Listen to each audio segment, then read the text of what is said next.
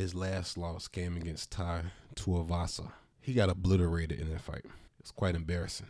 The fight before that, he fought against Rosenstrike. Again, same result, knocked out with 1 second left to go in the first round.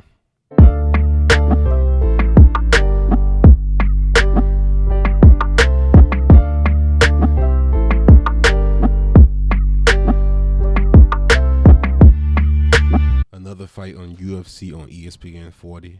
In the heavyweight division, we have Augusto Sakai versus Sergey Spivak. Augusto, 15 wins, 4 losses, 11 wins by knockout, 0 wins by submission, 4 wins by decision, 3 losses by knockout, and only 1 loss by decision. And he's on a little rough patch. He's lost 3 fights in a row. His last loss came against Tai Tuivasa.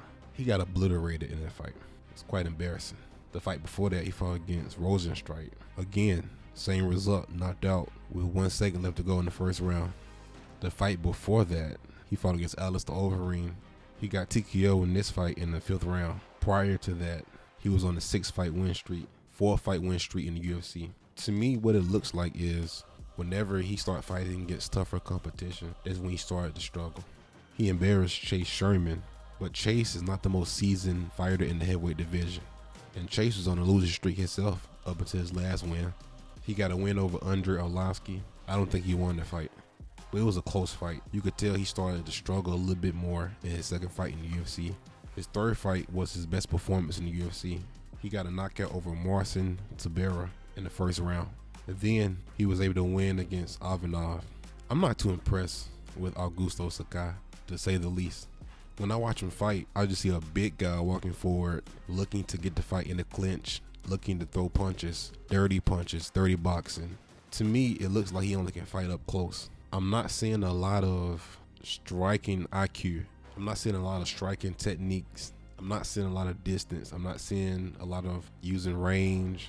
It seems like that's the only way he can get the job done, by walking forward and pushing his opponent back against the cage and unloading. And it works for him. Obviously, he has 11 knockouts, so it worked 11 times. But when he fights against the upper echelon of fighters, it doesn't work. Abdelwahab is not really an elite fighter. He's a decent fighter, but he's not elite. And Marcin, that was very impressive. But Marcin is almost the gatekeeper in the heavyweight division, so he's not even elite. Maybe his fight against Alistair Overeem was premature. Maybe that fight against Alistair came too soon. But his opponent is Sergey Spivak. Sergey has 14 wins, 3 losses, 6 wins by knockout, 6 wins by submission, 2 wins by decision, 2 losses by knockout, and 1 loss by decision. Sergey's last fight was against Greg Hardy. He just kept chain wrestling him until he got the fight to the ground. Greg was able to stuff a couple of the takedowns, but eventually when he got taken down, it was hard for him to get back to his feet, and Sergey was able to ground and pound him from the top. He fought smart, fought towards his strength. He didn't engage in a brawl. He didn't engage in a striking match with somebody who hits as hard and who is as dangerous as Greg Hardy. He got the job done. He got the W. Before Greg Hardy, he fought against Tom Aspinall. This fight, he got embarrassed. This is one of the things with Sergey. If you look at his losses, he has 2 losses by knockout, one against Tom Aspinall, another against Walt Harris. These are knockout losses that happened early in the 1st round.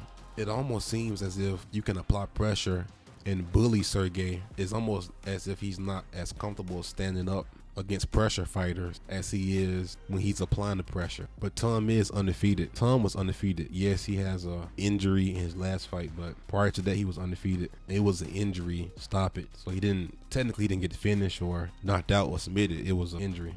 So it's not the worst loss for Sergey. It was embarrassing. He didn't get to the 2nd round. And Tom applied pressure and overwhelmed him. And it seems like if fighters are able to overwhelm Sergey, they might be able to get him out of there. Prior to Tom, he fought Alexei. Looked pretty good. He fought smart against Alexei. He was able to finish Jared Vanderaa. One thing that scares me is the way Augusto fights. Even though I'm not really a big fan of his fighting style, the way Augusto applies pressure is the way Sergey typically loses. The only thing is, Augusto is not the fastest guy in the heavyweight division. You can see his punches coming from a mile away. I think Sergey cleaned up his striking defense. Yes, he got TKO'd by Tom, but Tom is on a different level. I think Sergey has the grappling advantage and he has the striking advantage. I don't think Sergey is going to be able to take Augusto down.